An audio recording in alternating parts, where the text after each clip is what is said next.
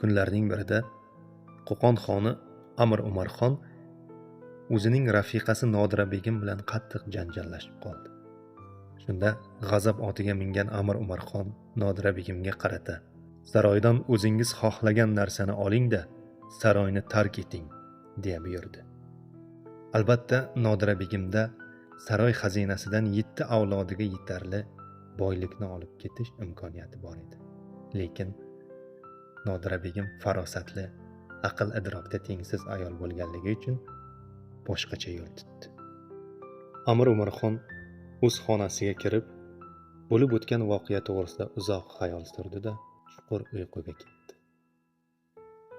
Oradan bir muddat vaqt o'tgach, otlarning do'piri-yu aravalarning temir g'ildiraklari taqir-tuquridan seskanib uyg'onib ketdi.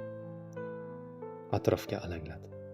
U o'zining shohona aravasida, navkarlari qurshovida qayoqqadir ketayotgan edi. Yonida esa Nodira begim o'tirardi. Nima bo'layotganini anglolmagan hayratda qolgan Amir Umarxon Nodira begimdan so'radi: "Qayoqqa ketyapmiz?" Nodira begim: "Andijonga, ota uyimga", deya javob berdi. Yana g'azab otiga mingan Amir Umarxon Nodira begimga: "Men sizni o'zingizga ketishni buyurgandim. Meni nimaga o'zingiz bilan birga olib ketyapsiz?"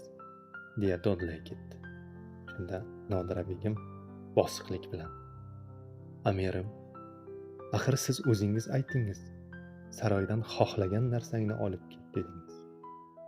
Saroydan menga sizdan boshqa hech narsa kerak emas", deya javob berdi. Rafiqasining aql farosatiga yana bir bor qoyil qolgan Amir Umarxon qo'polligi uchun undan uzr so'radi va birgalikda saroyga qaytishdi.